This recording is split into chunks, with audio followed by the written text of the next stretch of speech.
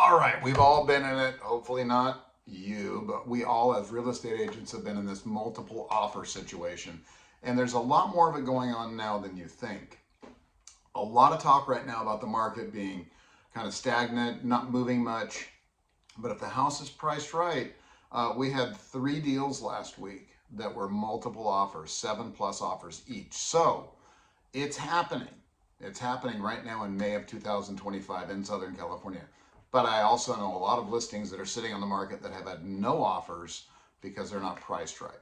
But I'm going to be looking down on my list every once in a while so you guys, I can stay on task here. But I want to show you guys what you can do to make sure that you at least stand out from all the other offers, because every agent out there is going to do whatever they can to get you in front of the buyer and make sure that your offer is looked at and at least get you into that second round of offers, right? So when we know there's multiple offers, here are the things that you need to do to stay top of mind with the seller so that they want to take your offer.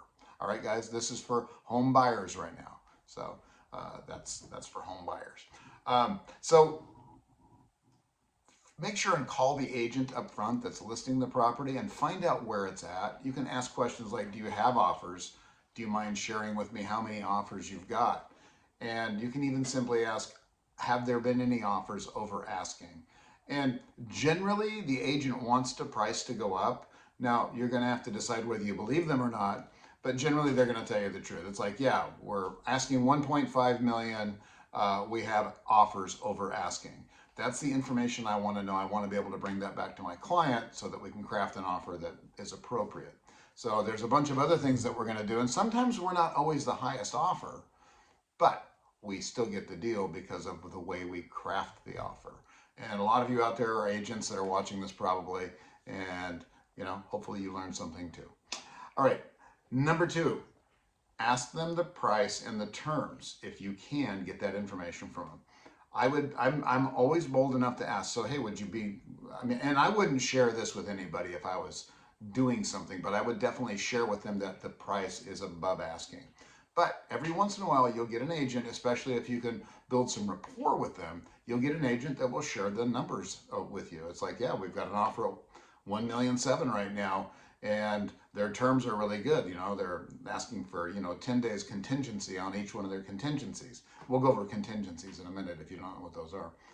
So price and terms. Terms meaning, how quickly can you close? How much money do you have to put down? What are your contingencies? Again, we'll go over that. So get that information if you can. If you can't, then so be it. But you got to at least try. And the way to get that information is by building rapport. Be genuine. Ask them good questions. Make sure, and it helps, of course, if it's one agent to another and the agent knows that other agent. That's very helpful. But if you don't know them, you can still take advantage of some of these techniques to get the deal. The next one, guys, don't send out blind offers. Nobody wants to hear that, oh no, I haven't been to the house yet, but I'm making an offer. Make an appointment to go look at the house and understand what you're getting.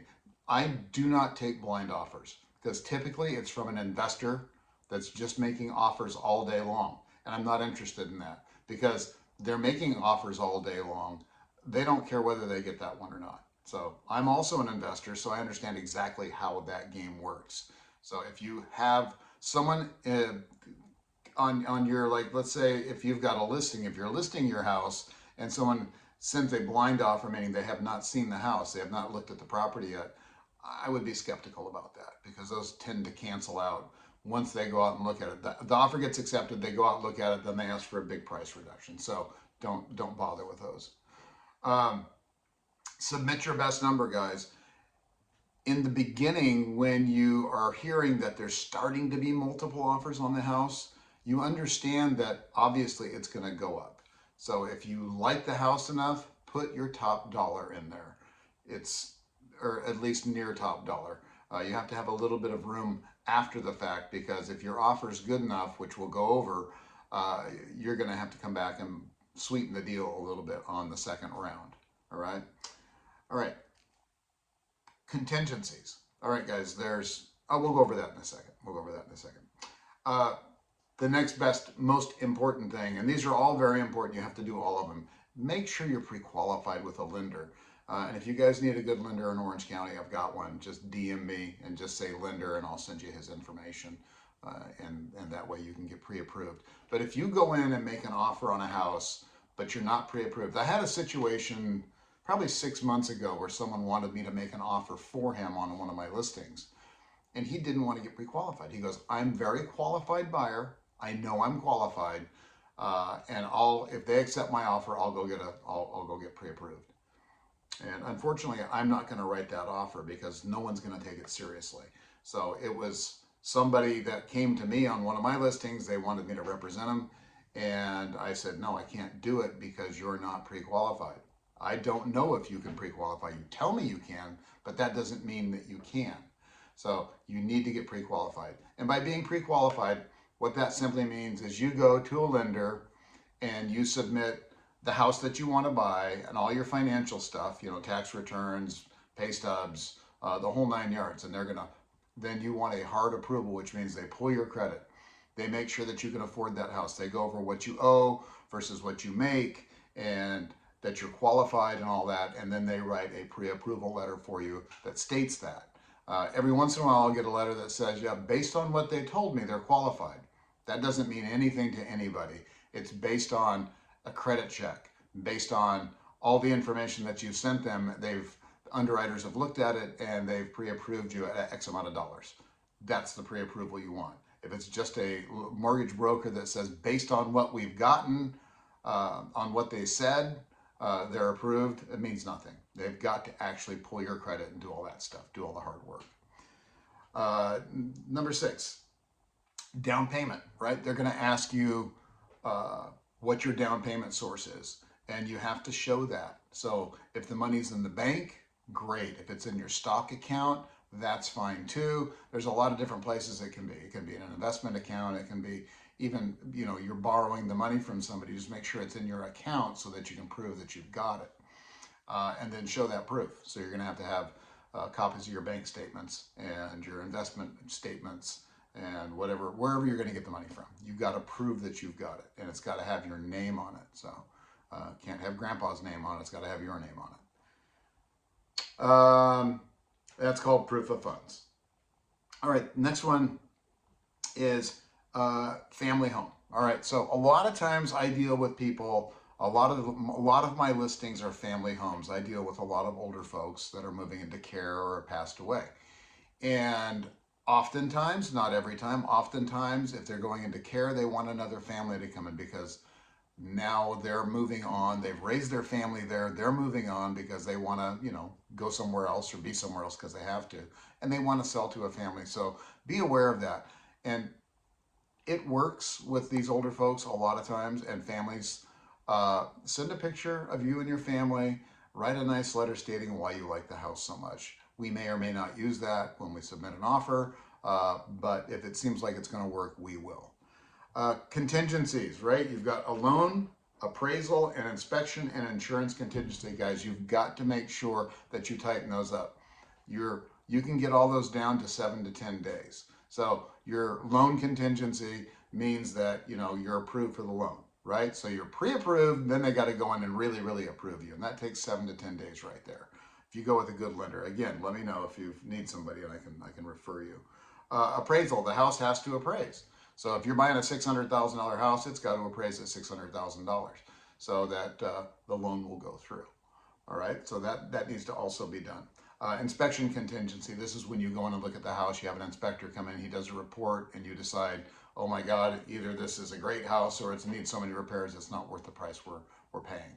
But the appraisal contingency, the inspection contingency is the toughest one, but we try to make those 7 or 10 days, so we tighten that up as much as we can. A lot of these you can go 17 days, but the shorter amount of time is better. And then now, because we're in California, we've got an insurance contingency, which means you've got to prove that you can get insurance on that property before you buy it. All right, I'm going to do a whole video on that because it's kind of a mess right now. And so you guys will understand exactly what happens when you go through the process. And by the way, this is good information for you sellers out there. And if you guys want to talk about that, DM me and I can walk you down the path and explain it all to you. But if you're a seller, you want to know all this stuff because you want to get the best offer. So this applies to buyers and sellers right now. So the insurance one, it's got to be insurable. California is being really tough on insurance right now. A lot of carriers are leaving California. So the lender wants proof that you can get insurance because he's not going to lend to you if it's not insured. Because if it burns down, the insurance company will pay the bank off. If it burns down and there's no insurance, well, then that's a different story, right? Okay. The last but not least thing, number 10, is you got to stay on the sellers. You got to stay on the seller's agent. You got to stay on the buyer's agent. Got to make a lot of phone calls. You've got to be on it, on it, on it. As a real estate agent, you should be making calls every day to everybody that you've got deals going on, and also all the players, the seller's agent, the buyer's agent, the lenders. You've got to stay on top of all this stuff as things are going on. If you just expect it to happen without that, you're wrong. You've got to stay on top of it. All right, guys? And that's it. That's how you get to be picked to be in that second round, which we'll talk about on another video. But this is how to get picked to be in the multiple offer round. And sometimes they'll just pick you because your offer looks so good. Well, I've got 12 offers. I'm not going to go to multiple offers. I'm not going to go to a counter offer with everybody. I'm just going to counter one or two good ones, right? And that's what I like the most, because then I can go back and sharpen my pencil and make sure that and I'll talk to the lender and I'll see if we can tighten up some of those time frames as far as getting approved and whatnot. So that's a really good way to get approved, is just the terms alone. Sometimes it's not just the price. Terms are really important to people. It's how quickly can they close. Because if someone backs out of a deal 30 days into it, they've now lost 30 days on the market. They want to make sure that those contingencies are released as soon as possible, so that the deposit that you put in goes hard, meaning that you can't get it back, right? For you, that sounds terrible, but at the same time, for the seller, they want to know that you're going to close. So that's how we do this, guys. So if you have any questions, put them in the comments. If you need a referral to a lender, or you want to talk to me simply about what's going on with your house, just leave a comment down below and let me know, and I'll get back to you. And guys, thanks for being here. Hope you guys are getting a lot out of this. And again, make sure and leave a comment down below if you want to hear something else, if you've got some ideas for some content that you guys need to hear as buyers or sellers. Glad to take that under consideration. You guys have a great day. See you soon.